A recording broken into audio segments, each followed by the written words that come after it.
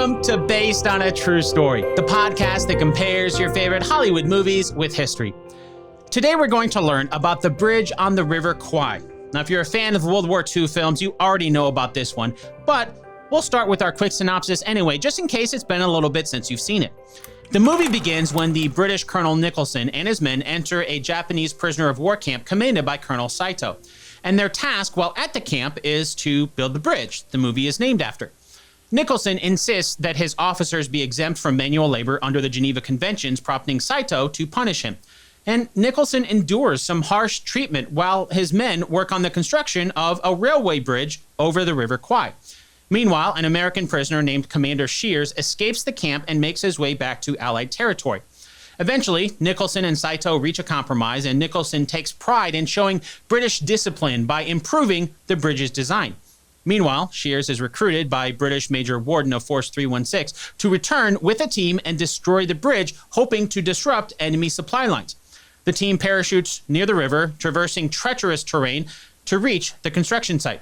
Back in the camp, Nicholson supervises to ensure a proper bridge is built, not only on time for the Japanese, but also to be something that will endure the test of time. On the day a train is scheduled to cross the newly completed bridge, the saboteurs plant explosives along its supports. To help us separate fact from fiction today, we'll be joined by Jon Parshall. Jon is an award-winning, renowned historian who has been here on the podcast multiple times before in support of his previous book that I'm holding up here in the video version. But he's returning today while he's in the midst of writing a brand new book all about the year that changed the course of World War II, 1942. And if you want to get updates for that, check out his mailing list at 1942book.com. Before we connect with Jon today, though, let's set up two truths and a lie. Now, if you're new to the show, this is something we do on every episode to help you practice what this show is all about, separating fact from fiction. So I'm going to give you three facts that you'll hear about in this episode, but one of those things is just an all-out lie. Are you ready? Okay, here they are. Number one, Colonel Nicholson was based on Colonel Toosey, who really did collaborate with the Japanese. Number two, the real railroad had so many deaths, it equaled about a grave every 15 feet. Number three, the bridge on the River Kwai today looks nothing like what we see in the movie. Got him? Okay, now as you're listening to our story today, listen closely to see if you can figure out which one is a lie. And if you're watching the video version of this, you'll see that I'm holding up the envelope that has the answer inside. So we'll open this up at the end of the episode to see if you got it right. All right. Now it's time to bring Jon Parshall on the line to learn about the historical accuracy of the bridge on the River Kwai.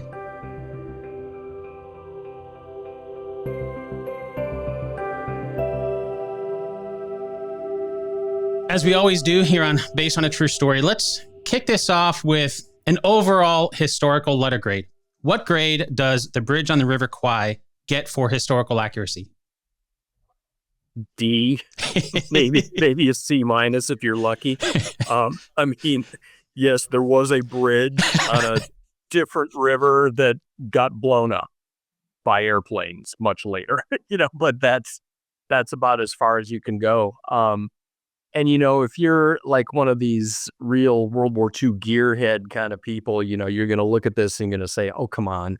The Japanese, okay, yeah, they're in Japanese uniforms, but they're using British Lee Enfield rifles and Vickers 303 machine guns inside, British lorries. There's not a lot of capital being expended here on realistic kit and equipment and that kind of thing.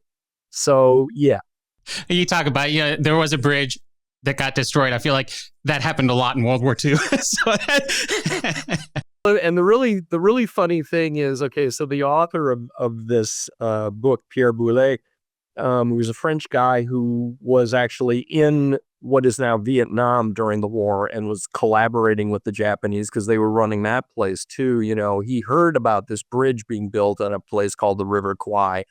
But the actual bridge is not on the River Kwai. It was on a river at the time that was called the Mekong, which was close to the River Kwai. And so what ends up happening actually is that this movie is so successful. It comes out in 1957 and it's just a global phenom, right? And so the Thai government ends up renaming the river in 1960. Oh. so that the tourists can find it. So, so that's a whole thing, trying to nail down what actually was the name of the river at that time. But yes, the bridge that we're talking about is actually still there. It was not a wooden structure. Well, there was an original wooden structure that was then replaced by a concrete and steel structure. It was blown up, but the concrete and steel bridge is now still in that location. So there you go. Well, you mentioned the author, Pierre Brulé, and the movie's based on a novel. So I'm going to just guess that a lot of the main characters are fictional people. I'm sure we'll talk more about them throughout this episode, but I'm thinking of like Commander Shears, Major Warden, of course, Colonel Saito, and Colonel Nicholson. Are they fictional people then? By and large, yes. But there's some interesting sort of nuggets here in that there were some kind of analogs to real life guys in the movie. So our Colonel Nicholson here, there actually was a British colonel, senior officer on this project was a guy named Toosey. And so he's real. The camp in question, there was an actual guy named Saito there, but he was a sergeant, and he was actually one of the more compassionate Japanese guards in the camp, which is kind of weird because compassion and Japanese guards didn't often go well together during this war. And then one of our 4 commandos in this movie is a guy named Chapman. We're going to talk about him a little bit later on. But it's interesting because in the novel, it's a 3-person commando team, and there is no Chapman. But this Chapman dude gets added to the screenplay in the 50s because the real-life Chapman was actually a very famous British commando during the war. And we can talk about him later. At the beginning of the movie, we kind of get introduced to the whole plot when Colonel Nicholson and his men arrive at the Japanese POW camp called Camp 16. That's run by the Japanese commander, Colonel Saito. That camp, according to the movie, Camp 16, is there were some prisoners already there, but then on arrival of these new prisoners, Colonel Saito explains that there's no need for barbed wire or watchtowers at the camp because they're on an island in the jungle. Escape is impossible because they die in the jungle, even if they leave. So the purpose for being way out in the middle of nowhere, according to the movie, is to build this bridge that we talked about on the River Kwai, connects Bangkok to Rangoon, according to the movie. And I'm sure we'll talk a lot more about the details in a moment, but can you unravel just kind of overall how this plot actually, how much of this actually happened? Okay, so let's do a crash course on the early part of World War II. Okay, so the initial Japanese campaign that happens right at the same time at Pearl Harbor, the Japanese invade Malaya, and they begin moving down the Malayan Peninsula to capture the critical British port of Singapore. That's the prize of this whole thing. And they do that. It's a total curb stomp of a campaign. They just rout the British. And at the end of that campaign then, on February 15th, Singapore falls, and it is one of the most catastrophic British defeats in their history. Something like 160,000 POWs go into captivity. The majority of them are Indian, but there are a lot of British troops, Australian troops as well.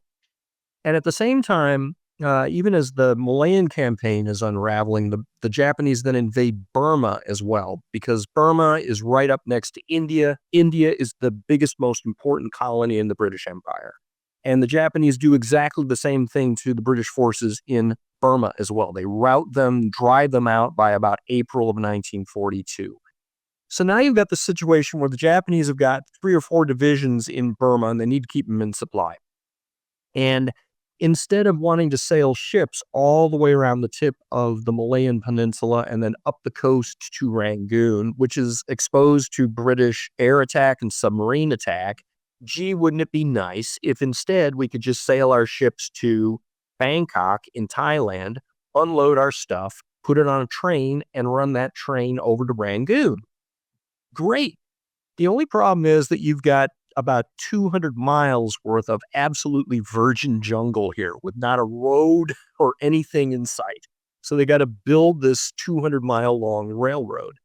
So what they end up doing is they start working from both ends, west to east from Burma and then east to west from Thailand and Malaya.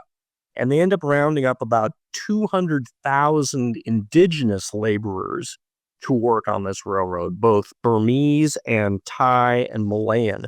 And then they also bring in about 60,000 Allied POWs. Again, the majority of them are British, a lot of Australians. There are some Dutch who were captured in Java and Sumatra and places like that who are also put to work. And there are a smattering of Americans who were either captured from the cruiser Houston, which our guy Shears is supposedly a member of. That's legit. That's true. And there were also some American troops in Java, some anti-aircraft and artillery guys that get captured. And all those dudes end up on this railroad. And it's horrific. So of those 200,000 indigenous laborers that are going to work on this thing, about half of them die. Okay. It's horrible. It's horrible. And the POWs do better. Only 1 in 5 of them die, but you end up with then about 13,000 dead Allied POWs and around 90,000 dead civilians, which means that over the course of this railroad, it cost about 350 to 400 dead for every mile, or a grave about every 15 feet. So that's sort of the backdrop to this thing. It's a horror show. It's disease mostly that gets rid of these people. You had these massive cholera outbreaks in the camps because there isn't adequate sanitation, and it just mows people down. So malaria, dengue fever, tick typhus, cholera, all of the maladies of the jungle are preying on these people. So to Saito's comment that, I don't need watchtowers and that kind of stuff, there's a certain element of truth in that. There were guards, obviously, but they didn't have to invest the same sort of human capital in guarding these camps, particularly the ones that are way out in the jungle there, because, if you escape, what are you going to do? Do you know enough to get food and water and that sort of thing? That's not a trivial problem. That really puts it in perspective of just the lives lost in order for, which I'm sure they didn't care about. They knew it. They knew it was going to happen. Wow. And that's important to keep in mind too. This is actually one of the more benign railroad projects that the Japanese undertake during this war. There are a couple others that happen down in Sumatra and Java that are almost 100% indigenous labor, and the cost per mile are even higher, which is almost incomprehensible. But from the Japanese perspective, their supply of labor is unlimited. And so they don't care about these people. It's amazing what you can accomplish when I'll just throw human death and suffering at it until it's done. I don't really care. And so they had no incentives to take care of these laborers. They knew they could just go to Rangoon or wherever and just impress another gang of local laborers, and I'll just refresh the crop. I just don't care. Which probably just added even more to it. Like, you're talking about the illness being one of the main things that killed. Like, well, if you're not going to take care of them, then because you are just replacing them, then you're not going to invest in hospitals or things like that, sick bays and things like that. That's exactly right. And so the interesting thing here, though, is the reason that the POW casualties were actually lower than the civilian casualties is because these military units maintained discipline sufficiently that they could tell the men, okay, we're building latrines over there. You must use the latrines, so there was still discipline and order in the military camps, whereas the civilians didn't have anybody telling them how to take care of themselves in the face of a cholera outbreak. And so they just died like flies. Going back to the movie, when Saito tells Nicholson that even the officers have to work on the bridge, we see Nicholson pulling out a copy of the Geneva Convention. He points Saito to Article 27 that says officers aren't supposed to do manual labor. Saito doesn't care. His orders are to finish the bridge by May 12th. So he says all the prisoners will work. Nicholson refuses and even goes so far as to put in a little box they call the oven. And when that punishment doesn't work, Saito tries to bribe Nicholson with a nice dinner of English corned beef, but Nicholson still refuses. And he even gets to the point of Saito, or he's actually threatening Saito of reporting him. Although he doesn't really say in the movie who he's going to report him to. He's the prisoner here, or how he managed to do that. Do we know of any situations like this where a British officer tried to hold the Japanese officer to the Geneva Convention? I am not aware of any, and I cannot imagine that would have been successful. Among other things, it's really, the history here is super convoluted, but in a nutshell, the Japanese, they signed certain articles of the Second Geneva Convention, but they didn't ratify them by their own government. And so they were not really legally held to those agreements. They did announce in 1942 that, yes, we will adhere to them, but that was all a bunch of baloney. I mean, they flagrantly did not hold to those conditions throughout the war anywhere. There was a famous incident during the Malayan campaign where a group of British and Australian wounded get left behind by a bridge called the Parrot Sulong Bridge, and the Japanese captured them there and killed them all. 145 wounded POWs, and they just, burned them and shot them and did whatever they did. So the Japanese, the notion of being held to a Western document telling us how to make war when we have defeated you is just laughable to the Japanese. They're not going to adhere to that at all. Yeah, when I saw, I mean, I don't know the history there, but when I saw that in the movie, again, just watching it again, and I was just like, Article 49. Really? Like, he even pulled it out, like he brings it with him, like, really? Sorry. No. Wow. Yeah, it would take a pretty ballsy British officer to do that. And again, we should contrast that with the real life British colonel, this Toosey guy. He did not collaborate with the Japanese. In fact, when this movie comes out, there are a lot of British veterans who are just like, what? You're portraying our beloved Colonel Toosey as a collaborator, and he was not. Toosey was actively and subtly trying to sabotage this bridge with every opportunity that he had. They would do things like surreptitiously gather termites and try to put them on the bridge pilings and stuff like that to weaken the structure. And Toosey was a real gent. When he finally gets rescued at the end of the war, he weighs, 90 pounds or something like that. They're like, okay, we're going to evacuate you down to Singapore. He's like, no, you're not. We're going out into the jungle now, and we're going to make sure that all of the POW camps are liberated, and I'm not going to be relieved until I know that all of the men are safe. So, yeah, he was a very upright, stand-up guy, and you can understand why there would be some tension here between the POWs and, the real-life POWs, and the portrayal of the British colonel in the movie as being, willing to work with the Japanese. They didn't like that at all. Right around this point in the movie was something I know you wanted to chat about, when Saito is about to murder Nicholson and his officers for refusing to work. So let me play that clip real quick here.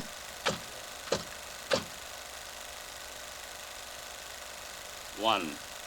I warn you, Colonel Saito. Two.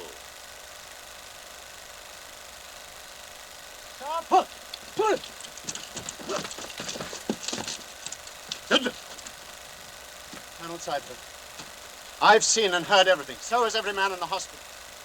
There are too many witnesses. You'll never get away with calling it a mass escape. Most of those men can't walk. Is this your soldier's code? Murdering unarmed men?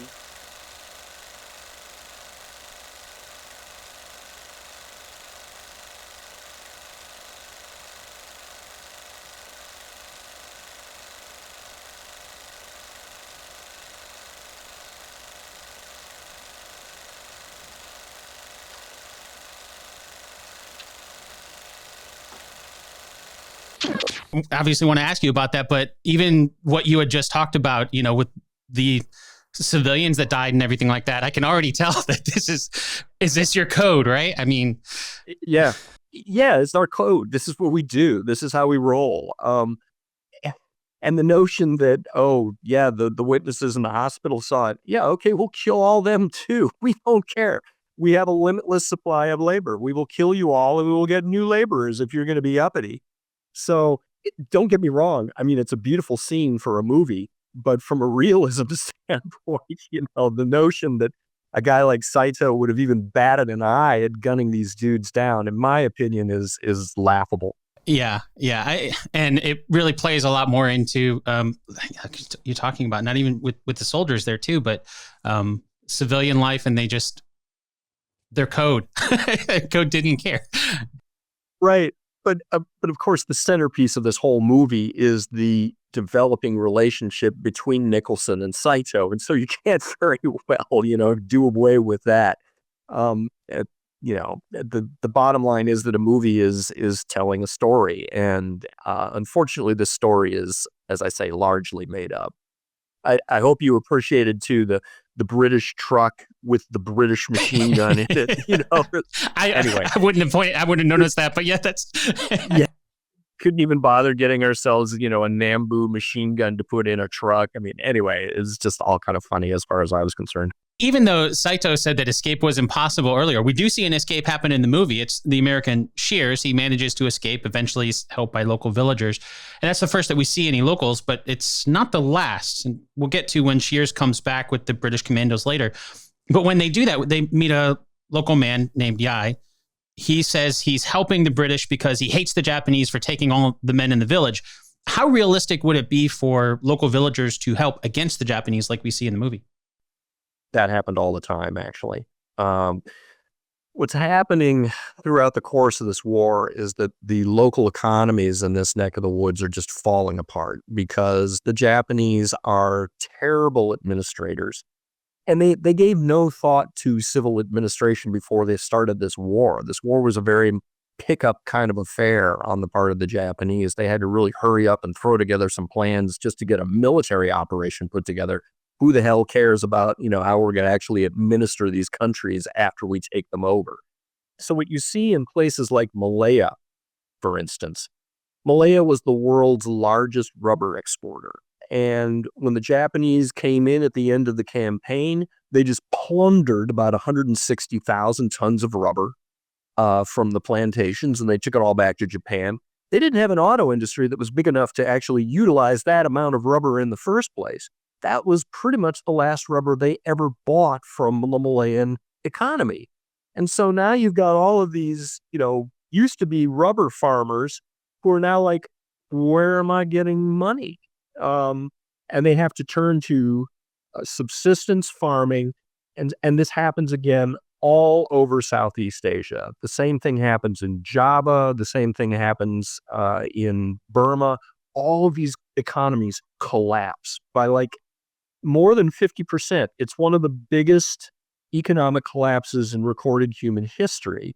So you can imagine that, first of all, layer this economic malaise in all of these countries against the backdrop of just continued Japanese cruelty, because these indigenous laborers are being shanghaied out of theaters and, grabbed off the streets, in some cases with their families. Hey, you're going to work on a railroad now, and half of you are going to die.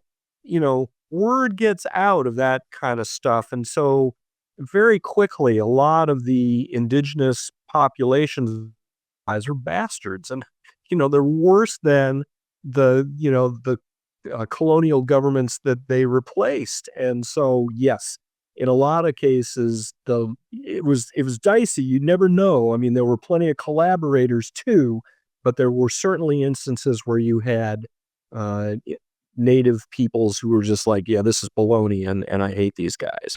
Something else we see kind of around this point in the movie is, I have another clip for this. It's the British soldiers as they're working on the bridge. It kind of looks like a lot of them are just kind of splashing around in the river. So let me go ahead and pull this clip here. Must put a stop to these demonstrations. Yes, sir. Cheering. Yeah, a piece of the bridge is just falling down, right? Here are our boys out in the river. I say, Reeves. Yes, sir. Have you ever constructed a bridge across a stream like the Kwai? Yes, sir. Half a dozen of them. Madras, Bengal. If this were your bridge, how would you get it underway? Get it underway, sir. Right, see the Well, soldiers scampering around in the back around there. Oh? Why not? as I was trying to tell you a while ago, sir, the Japanese couldn't have picked a worse location. There's no bottom. You see those clouds? They're Splashing around, swimming. Our chaps diving would drive in. those logs till doomsday and they wouldn't hold. Where would you build it? Why, further downstream, sir. Across those narrows. Then we'd have solid bedrock on both banks. Hughes, if this were your bridge, I would... This is ludicrous, okay? Instead, put yourself in the mindset of what it would have been like to have worked on a sugar plantation in the deep South in the 1860s, okay? So there's a quote from one of the books on the economic travails in this region at this time. He says, let's see if I got my notes here. Worker management favored pain incentives rather than ordinary rewards to a degree extreme by the standards of slave labor. Extreme to the already. Oh, wow. Yeah. So we have another account by a British survivor who says, it is necessary to note that most of this continual beating was not disciplinary, but was used to drive men as beasts to efforts beyond their strength. So these projects were horrific. These guys were sick, they were undernourished, and the Japanese whipped them and beat them with, bamboo canes and, prodding them with bayonets and yada, yada, yada. You couldn't put this on a movie screen, what actually happened. No one would be able to tolerate it. You'd walk out of the theater in 5 minutes because it was just grotesque. You really have to, fast forward to a certain amount of emotional remove until you get a picture like Schindler's List or something like that, that even that sort of obliquely refers to what's going on. It's the same thing happening on these railroad projects. They're horror shows. And so the notion that, you've got these British troops splashing around in the river and, splash fights and that kind of stuff. No way, man. Not at all. I can't even wrap my head around how that would be. It wouldn't be entertainment like a movie, for sure. Exactly. Yeah. You can't make entertainment out of what actually happened there. So you can only sort of allude to it. But that scene is completely unrealistic in that respect. According to the movie, even though he was stubborn at first, Nicholson does end up cooperating with the Japanese to build the bridge. Actually, it's more than just cooperating, because we see a conference, and I have a clip for this too. We have a conference between the British prisoners and the Japanese soldiers where the British talk about how they're going to build a proper bridge, and it's essential that they take pride in their job, referring to the British prisoners. So let me pull up that clip here. Well, I think that takes care of all the procedural matters. Now. Oh, yes. The next point is somewhat unpleasant for all concerned, I'm afraid. I'm sorry to tell you that we feel the position of the bridge was fixed rather hastily and, I have to add, incorrectly. He's such a good actor. Incorrectly? Unfortunately, yes. Major Reeves, our engineer, has made a careful study of the site and has come to the conclusion that the river bottom there is too soft. Okay, so pause it here. There's so much to unpack here.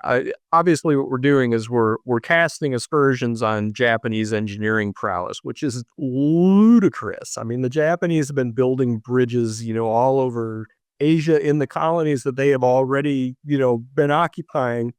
They're very competent engineers. They know exactly what they're doing. They can certainly do soil studies. And so this is all being filmed, of course, in the basking afterglow of a victorious, World War victory, when the British are very self-congratulatory, and I say, but, the notion that the British would have any ability to lecture the Japanese on how to build a bridge is laughable. And furthermore, just the notion of having any sort of a conference like this where a bunch of, sort of smarmy British officers would sit down with the Japanese and lecture them on where just take them out and shoot them. It would never have happened. But anyway. That is a great point the Japanese, even I keep comparing in my mind, the different theaters. You have the European theater with the Germans, and they had to build bridges too. But the Japanese, especially, you're working on islands and jungles, and But I can't remember what they said in the movie just before this little clip here. It was like, oh yeah, I've worked on like 5 or 6 bridges. I know how to do this. Like one of the British guys, right? Right. Well, I mean, the British were good engineers too, but as you say, I mean, the Japanese have been in places like Formosa, for instance, and had built great big agricultural irrigation projects there and that sort of thing. I mean, they were very, very competent and knew what they were doing. That said, the route that they end up picking for this particular railroad does go through probably some of the most challenging terrain to make it over the hills and into Burma. They picked a really challenging route to do that. But again, they could do that because I have unlimited labor that I don't care about. So I'll just do it. You know? And another point too, I'm curious about, because the Japanese would have sent the engineers to do that work, whereas the prisoners are kind of like, they just happen to be there. Like they're not, necessarily have to be, there happened to be an engineer that worked on bridges here. So you're talking about, the British were good engineers, but it's not like the British are sending engineers there. Would the Japanese have known who the British engineers were to send them to these particular camps to help at all? I really, really doubt. Again, if I'm the Japanese, I'm just like, yeah, I've got 60,000 units of meat here. I need 2,000 units at this place. And, I don't care what you do. You're a defeated English soldier and you have no honor. And I don't want to know what your job is not to think for me. Your job is to lift that rock over there. Shut up and go do that. Even though the movie shows most of the British prisoners going along with Nicholson's desire to build a proper bridge, there are some who don't seem to like the idea, and probably the most outspoken of them in the movie is the doctor, Clifton. There are a lot of times where Clifton points out that they're collaborating with the enemy, but Nicholson says the men are happier, morale is improved. In the movie, those conversations usually end up with something along the lines of Nicholson saying something like, honestly, Clifton, there are times when I just don't understand you at all. And then that's just the end of it. And I've got another clip of that here to play. Sir, are you convinced that building this bridge is a good idea? Are you serious? Yes, sir. A good idea? Let's take another look, Clifton. You don't agree that the men's morale is high, that discipline has been restored, that their condition has been improved? Are they a happier lot, or aren't they? Yes, sir, but... They feed better, and they are no longer abused or maltreated. That's all true. Well then, honestly, Clifton, there are times when I don't understand you at all. I'll try to make myself clear, sir. The fact is, what we're doing could be construed as, forgive me, sir, collaboration with the enemy. Perhaps even as treasonable activity. Are you all right, Clifton? We are prisoners of war. We haven't the right to refuse work. I understand that, sir, but must we work so well? Must So we build well. a better bridge than they could have built for themselves? If you had to operate on Saito, would you do your best or would you let him die? Would you prefer to see this battalion disintegrate in idleness? Would you have it said that our chaps can't do a proper job? Don't you realize how important it is to show these people that they can't break us in body or in spirit? Take a good look, Clifton. One day the war will be over. I hope that the people who use this bridge in years to come will remember how it was built and who built it. Not a gang of slaves, but soldiers, British soldiers, Clifton, even in captivity. Yes, sir. You're a fine doctor, Clifton, but you've a lot to learn about the army. There is so much to unpack in this clip. Because there's a really interesting interweaving of things that are true and things that are imagined on the part of Nicholson. Again, the reason that the military units suffered less cruelly than the civilian laborers is because of the maintenance of military discipline in those units. And so Nicholson is absolutely right that it's essential to the survival of his men that they retain this self-identity as soldiers and that we are part of a unit and that we stick together and we help each other. So Nicholson is correct that idle hands are the devil's workshop in this case, and that just keeping the men busy and doing something and focused on surviving and making it through is super important. That's all correct. But then you also notice this sort of mirroring of his language. He talks about, are the men not happy? And we had the clip of Saito at the beginning of this movie saying, be happy in your work. And so you can see this sort of convergence of these two kernels here into this sort of, one meta human being. The medical officer is absolutely right in saying that this could be construed as collaboration on our part, and we should be trying, by implication, to make sure that this bridge is as crappy as possible so that it falls apart so that, the Japanese can't use it to resupply their forces. That's legit too. And the other thing at the very end, when Nicholson is talking about, one day the war will be over and I want the people who live here to remember who built this bridge because we, the British, want to come back and reclaim all of our lost colonies. That's sort of an underlying subtext here too. And the only way that we can do that is by establishing a sort of moral superiority of the British soldier. What Nicholson doesn't realize, and that the movie won't acknowledge, even though it was made in 1957, is that by having lost the campaigns in Malaya and Burma as disastrously as the British did, and in the case of the Burma campaign, there were a lot of civilian casualties as well, that the British have permanently ceded any sort of moral superiority in this neck of the woods. And the indigenous populations are never going to allow the British to reassume colonial control for any extended period of time. So that's all a pipe dream as far as that's concerned. Anyway, I just found this is a really interesting clip because there is a lot of tension there. Nicholson does have to keep his men I don't want to say under control is the nature of it, but as a cohesive military unit, that is very, very important. It's just that the way he's doing that is kind of dubious in terms of collaborating with the enemy. When I watch this movie, I can't help but compare the Japanese prisoner camps to what we see in a movie like The Great Escape, where it's a similar concept of the prisoners have to keep themselves busy and their morale up, and they do things like, learning about birds, and of course they're building these tunnels too, but like they're doing things that are not helping the enemy, but they're trying to keep their minds, going, which makes sense. So I can understand it from that point of view. Absolutely.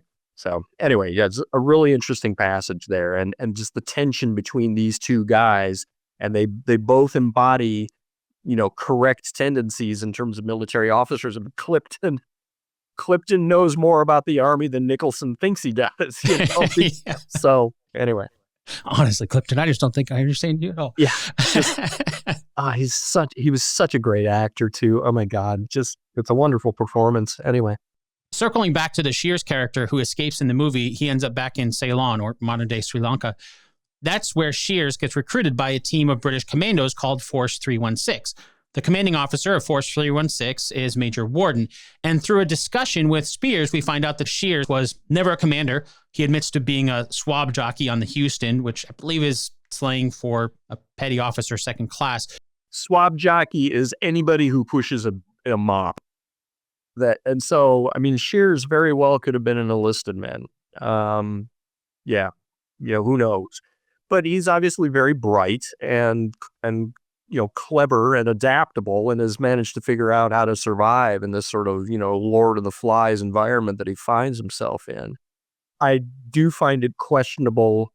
He says he put on the uniform of an officer hoping it would get him better treatment. I don't really see that as a ticket to the cushy life under the hands of the Japanese. Again, the Japanese, you're a meat unit. I don't care what you are, in your.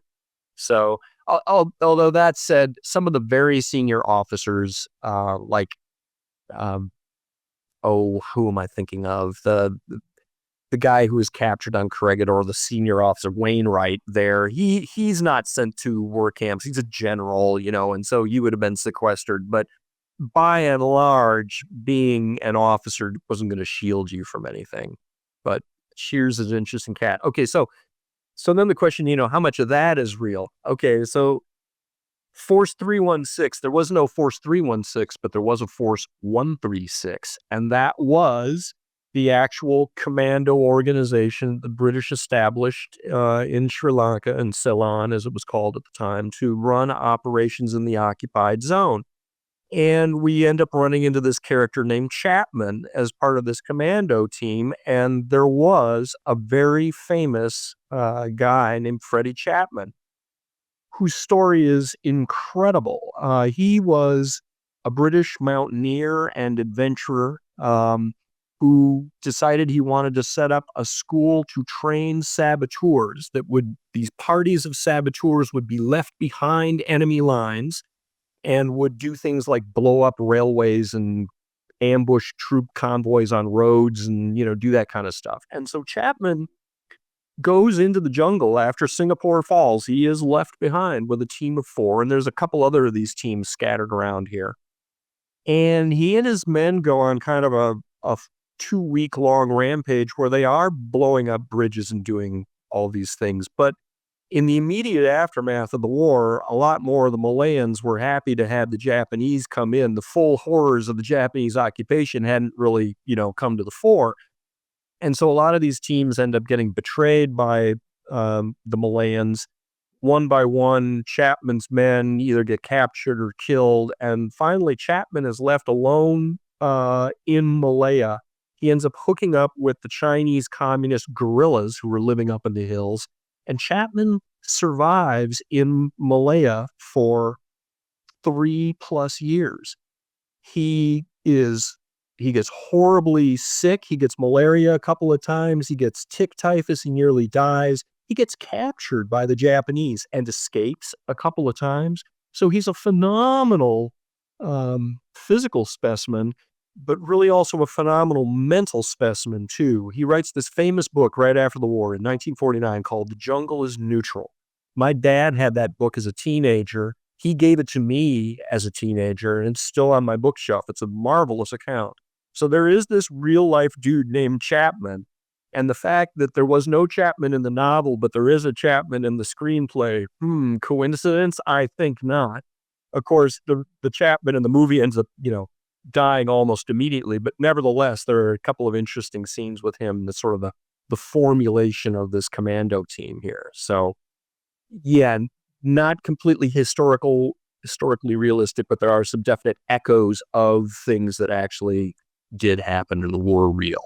Since we mentioned Force 316, if we go back to the movie, we do see it is 4 British commandos, but then when they parachute in, Chapman ends up dying. His parachute lands in one of the trees and kills him. But the remaining soldiers hook up with the local guy that talked about earlier, Yai, to get to River Kwai, where the bridge is. And the movie shows this as this long, treacherous journey through the jungle. I got a clip of that too that I'll show, that it's made even more dangerous when they're discovered by a Japanese patrol. They kill those soldiers, but it leaves Warden injured. That comes into play at the end of the movie.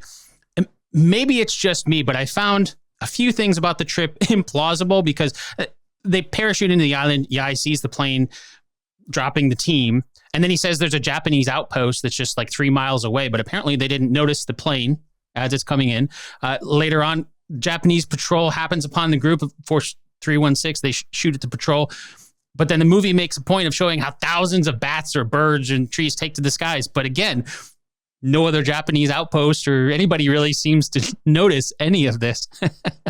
And I was also going to say, there's also sort of this humorous scene in the movie when they're still back in Sri Lanka, where they talk to Shears about, we should get Shears here, some parachute training, And then they come back later and they're like, well, they tell us that the odds, you're likely to get injured if you do more than 2 of these drops. And so it's actually more efficacious just to not practice at all. We'll just put a parachute on you and basically shove you out of the plane. That actually happened to the real life Chapman. Okay, so he was going to be parachuted back into Malaya at the very end of the war. And the only way to get him in there was to parachute him. And they asked him about training, and that's exactly the word that came back. I'll just, after 2 of these, you'll probably be injured and not be able to go. So it's just better to put you in the plane and just basically shove you out the door. So, you're laughing about that, and they laugh about it in the movie as well, but that actually did happen to Freddie Chapman, and he ended up surviving his jump. The Chapman in the movie does not. The jungle is weird, though. You're right in saying, okay, there's supposed to be an outpost only 3 miles away, but yeah, if it's in the jungle and you've got crappy trails, man, that might as well be on the moon. This is a great clip. Go ahead and cue this up. Yeah. I love this clip. The vines, the triple canopy jungle, crazy birds. If you've ever been in jungle, and this was filmed in Sri Lanka, but they've got legit serious jungle there too.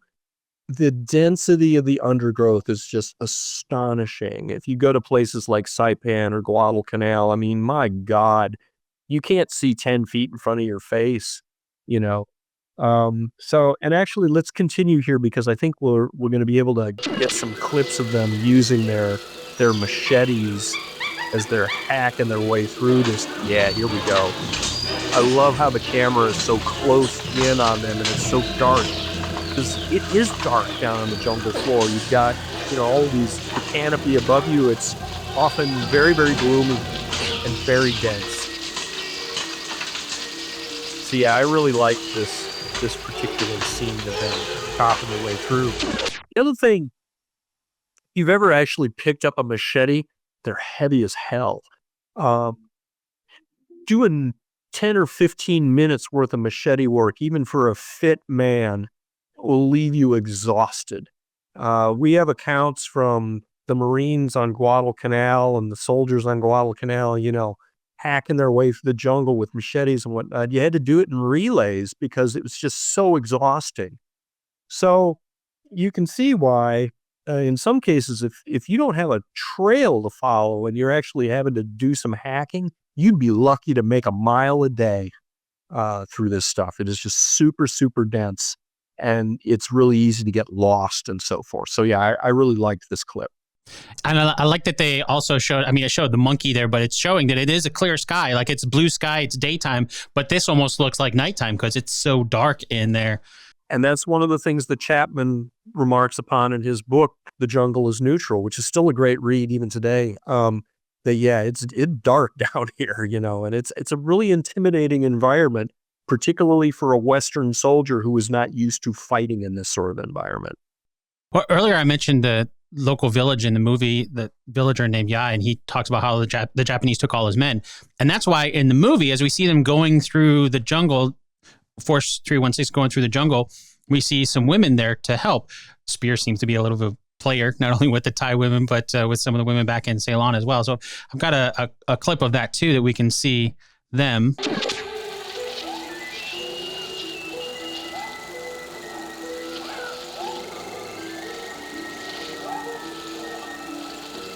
So all of these women were Thai actresses, and actually a couple of them ended up being very well known in Thailand after the war. The one of them, Villalaine, who ends up running the mortar up on the top of the hill with Warden at the end of the movie, she's still alive as of May 2024. I have a picture of her, sipping a chai. But yeah, this movie was very female challenged in that there just weren't a lot of roles that they could bring women in. So we saw when Shears is on Ceylon, we have a couple of scenes, gratuitous scenes with a very fetching nurse there.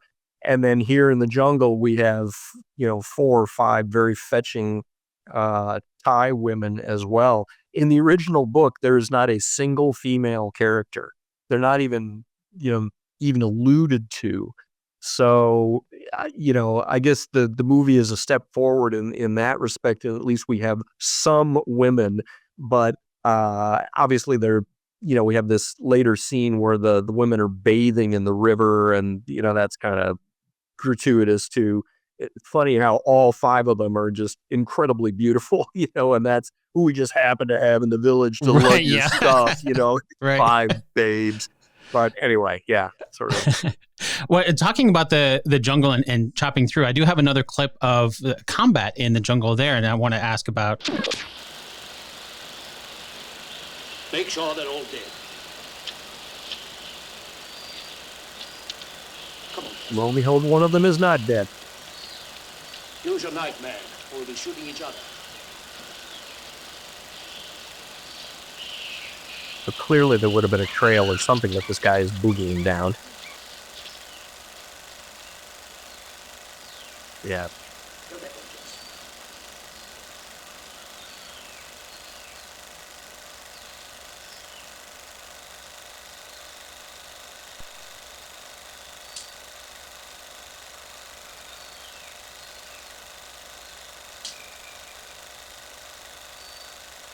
Again, can't see the hand in front of your face practically. Super dense vegetation. Sound is incredibly important.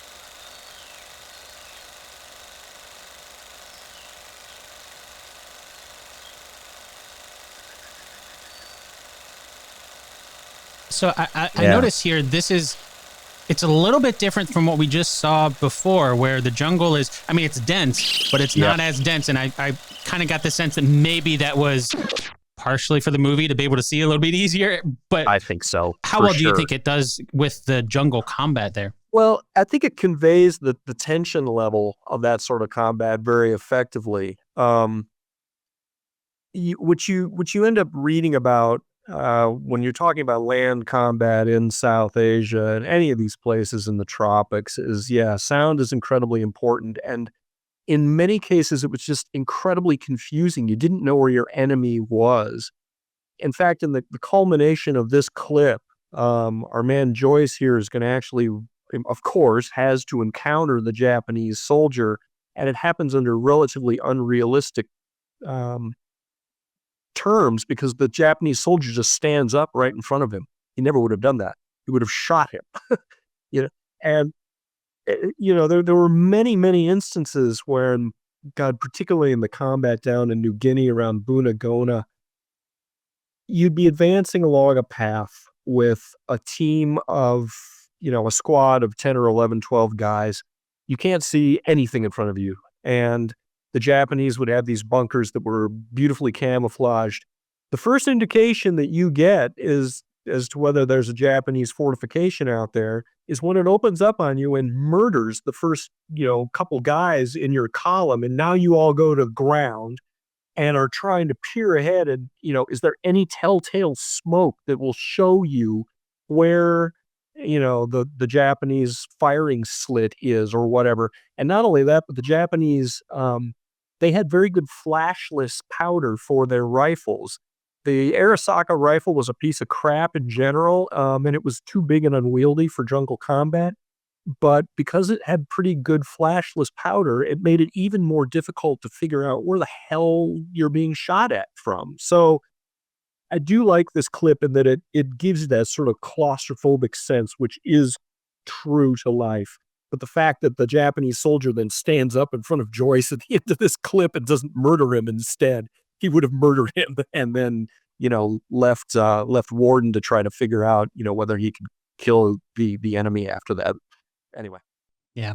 When the commandos actually do reach their destination, we get the first glance at the bridge on the River Kwai as it's finished, and they're impressed with how nice it is. They say it's not like the bridges the Japanese usually throw together. Earlier in the movie, they talk about how some of the British, we talked a little bit about that, the British have experience building bridges, and they don't think that the guy the Japanese assigned to design the bridge actually knows what he's doing. But then this scene with the commandos, and they talk about how it's not like the bridges the enemies usually throw together. It suggests to me that the British we're overall better at building bridges. I know we talked about that, but it kind of goes back to the British desire to build a proper bridge. And they seem to do that, at least according to the movie. But do you think that the movie actually does a good job? Since it's the title of the movie, I have to ask. We talked a bit about here and there, but is there any truth to the way the movie shows the bridge on the River Kwai? No, not really. As I say, the eventual steel and ferroconcrete bridge that gets put in there, if you look at it today, it's pretty unimpressive. Whereas the bridge, pretty unimpressive, but very well engineered and very sturdy because it's made out of concrete, Whereas this bridge in the movie is it's really interesting looking because it's got all these trestles and all that good stuff. It's a good looking bridge. But again, I think what you're seeing here is this sort of rank prejudice on the part of a British American movie having to portray ourselves, well, we build proper bridges, and the Japanese are simply incapable of that, which is all balderdash. But but they have to make it look that way again in the afterglow of our triumph in World War II. So I'm assuming I think you sent me a picture of that bridge, and I'll make sure to add that, the actual bridge, right? Yeah, that looks quite different. The bridge is beautiful in the movie. I will give it that. Beautiful wooden bridge. And it's not a model. That's the other thing that's kind of cool about it. It was, oh, wow. Yeah, it's full size, and they actually drove a real train over it and blew it up, So that's kind of cool. And actually, it's even worse than that. They when they were about to film the demolition scene, spoiler alert, the bridge gets blown up. I feel like that's trying to spoil the Titanic. Hopefully people know by now. Yeah. There was one of the actors was in the shot as the train is starting to come over, and he couldn't get out of the shot in time. And so they couldn't actually detonate the bridge then. So they had to let the train which is unmanned, just roll across the bridge, and it ends up, running into a wall on the other side, and ends up really beating up the train. So then the next day, there were going to be a whole bunch of muckety-mucks there from the Sri Lankan government to witness this thing. And so they had to patch the train up real fast overnight, and get ready for its demolition the following morning. But yeah, the reason that the demolition scene is as impressive as it is because it's a real bridge with a real train. We will talk a little bit about the way the movie ends there, but after the bridge is completed on time in the movie, we see it was an interesting scene. There's British soldiers celebrating with performance in kind of a makeshift theater. But meanwhile, there are some cutaways, and I have a clip here of Colonel Saito. He's writing a note, cuts off some of his hair to put it in the note. Saito doesn't really say anything in this scene, and I can't read Japanese, so I'm not really sure what his note says. But the way this all kind of plays out in the movie, it seems to imply that Saito is about to commit suicide for some reason. It seems almost a little bit odd. Well, I think that, no, the implications are clear that he is going to commit suicide. That what he's doing here is he's composing his final letter home. And I find it a very poignant scene because we're sort of humanizing Saito here in that we see him writing. We see a picture, presumably of his wife, sitting on that desk there.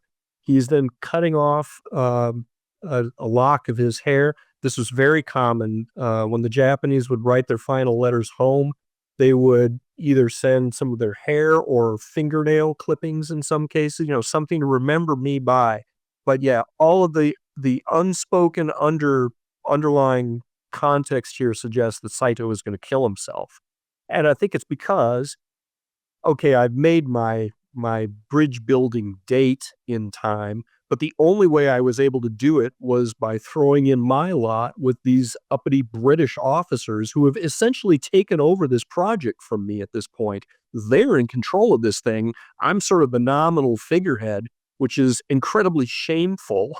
And so, yeah, I think that he feels he has disgraced himself, and he is going to be taking himself off stage right here as soon as that bridge is in commission.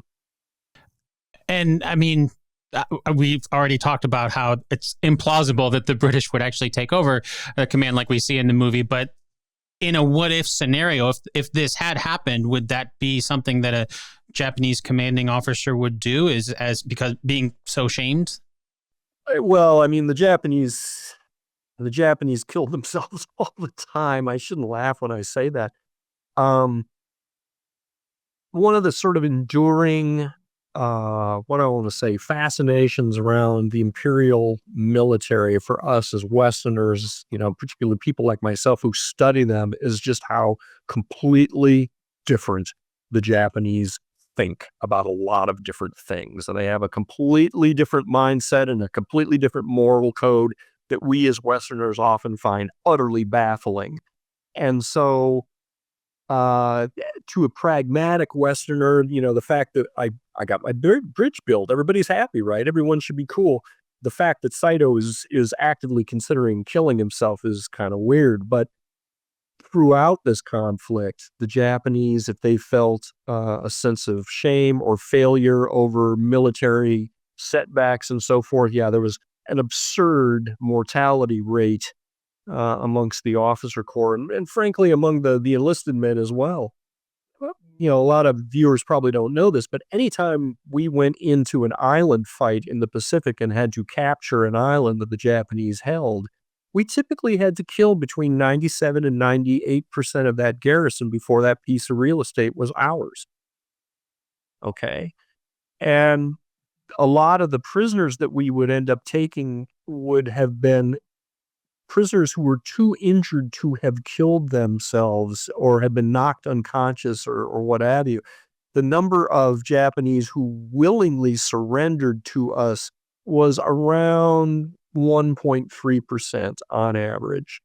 So this is a very different military. They just have a completely different mindset when it comes to actually doing combat. And it was one that made this war just incredibly terrible because that obdurates, and unwillingness to be captured didn't do anybody any good, didn't do them any good, because in many cases they were fighting to the death when there was no recognizable military benefit from having done so. And yet that's just how they were trained and how they had been indoctrinated, frankly. So it's a very different military culture than we as Westerners are used to. Well, you talked about the actual, during the movie, the bridge being blown up. And at the end of the movie, we do see the train coming across the bridge. But just before it arrives, it's actually Nicholson who is the one who spots the explosives wired up to the bridge that the British commandos had set up.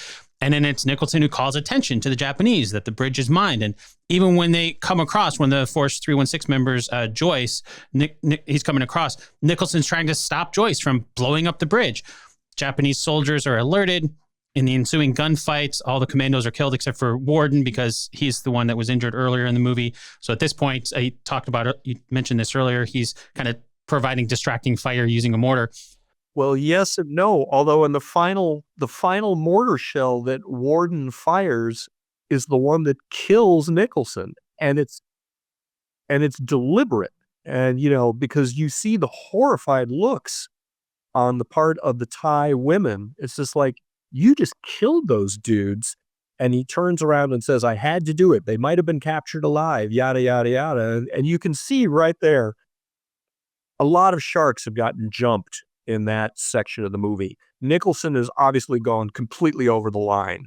You're no longer just sort of skirting collaboration. You're working with the Japanese now to preserve this bridge and are actively collaborating against armed soldiers of your own army who are trying to accomplish a militarily legal and correct sort of thing. They're trying to blow up an enemy asset here. So that's weird. Nicholson has gone crazy. And of course he realizes at the end, what have I done? Right. But then you also see Warden jumps the shark too, in that he ends up killing Nicholson and arguably also ends up probably putting the coup de grace to Shears as well. I was going to say, I think he was injured there. We don't really see him dead, but the mortar seems to take him out there too. Yeah. Right. So there's just a lot of, and nobody ends up winding up happy as a result of this. All of the characters are dead except for Warden, who has kind of gone insane and has completely destroyed any relationship with his Thai porters, who have also lost their village headman as a result of this fight as well. Yai is also killed in this movie. So you can see why, Clifton comes in at the end and just says madness, because that really is the culmination of this movie. And even though Warden is alive, he barely even made it there. So that trip back, I mean, I don't know that he would, especially without the help of the women, if they don't end up helping him. Yeah, and we don't know. That's all sort of unspoken at the end, whether or not he makes it back or not. But yeah, his odds, if he has to go alone, no, he's not going to make it. He is not going to make it. I was going to say, you sent me a picture of the real bridge, so I'm assuming the way the movie ends is not anything like what historically actually happened at all. Right. So what ends up actually happening is that we use a much more viable military asset than a commando team to blow up this bridge. We use airplanes, because that's what airplanes do. And so in 1944, there is a campaign that is going through Burma. The British Army eventually counterattacks into Burma at the end of the war and really puts the hurting on the Japanese. It's one of the biggest defeats the Japanese army suffers during that war. And obviously one of the things they're trying to do is shut down the supply line. And so they send army aircraft over and they bomb the bridge, and they eventually knock the bridge out.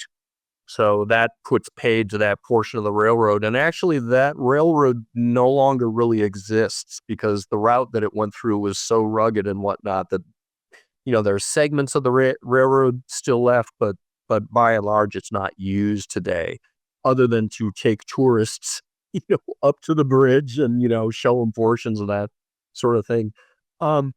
There's another sort of little denouement here, in that one of the very first engine the Japanese used to run over that railroad is preserved today in the Yushukan Museum in Tokyo.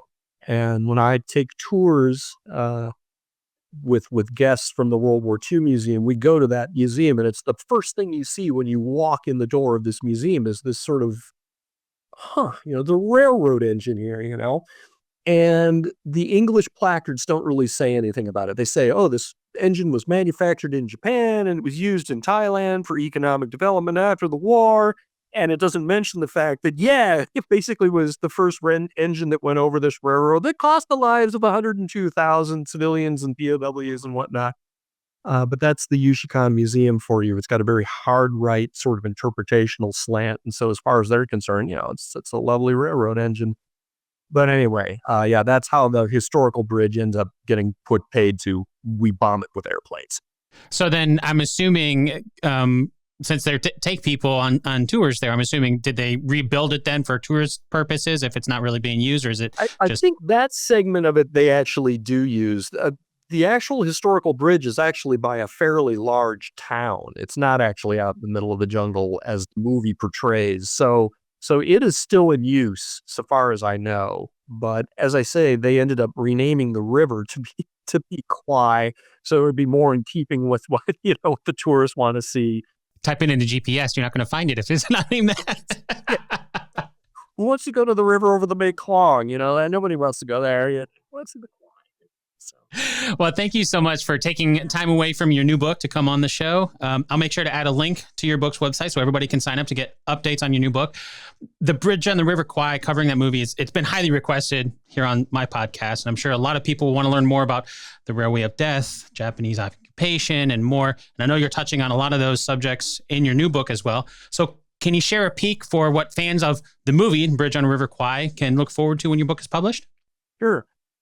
So it is a new history of the year 1942, just basically talking about how the Allies turned around their train wrecks worldwide. So I'm talking about Battle of the Atlantic, the Eastern Front, the Mediterranean, but also a lot about the Pacific. And I'm fascinated by these early campaigns in the Pacific in places like Malaya and Burma. So yes, I do talk about that. And I also do have a segment in one of the chapters that talks about just how badly the Japanese mismanaged their whole new empire that they conquered. They have this phrase that this is going to be the Asian co-prosperity sphere. That's sort of the propaganda phrase that they use. And really what it ends up being is sort of the Asian co-impoverishment sphere as all of these economies fall apart. And so I do delve into some of that as well. Wow. Yeah, it sounds like a lot of stuff to cover there. I can't wait to check that one out. Yeah, it'll definitely occupy the reader for a while. But yes, it should be coming out from Oxford University Press in the early part of 2026. Fantastic. Thanks again so much for your time, Jon. Thank you. Appreciate it.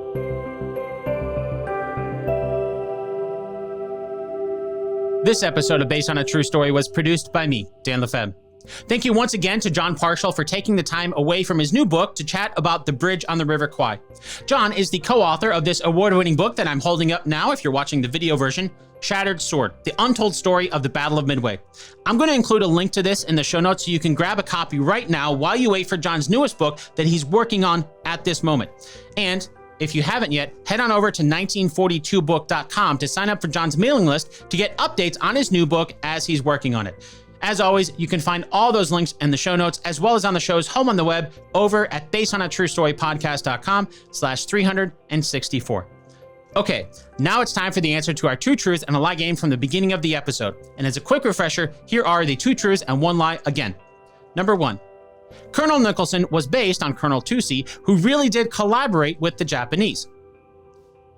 Number 2, the real railroad had so many deaths, it equaled about a grave every 15 feet. Number 3, the bridge on the River Kwai today looks nothing like what we see in the movie. Did you figure out which one is a lie? Got the envelope right here, so let's open that up. And the lie is number 1. As we learned in the true story, Colonel Toosey did not collaborate with the Japanese like we see Colonel Nicholson doing in the movie. In fact, in the true story, Colonel Toosey did everything he could to sabotage the bridge. And then, after the movie was released in 1957, former prisoners who saw the movie were outraged by the portrayal.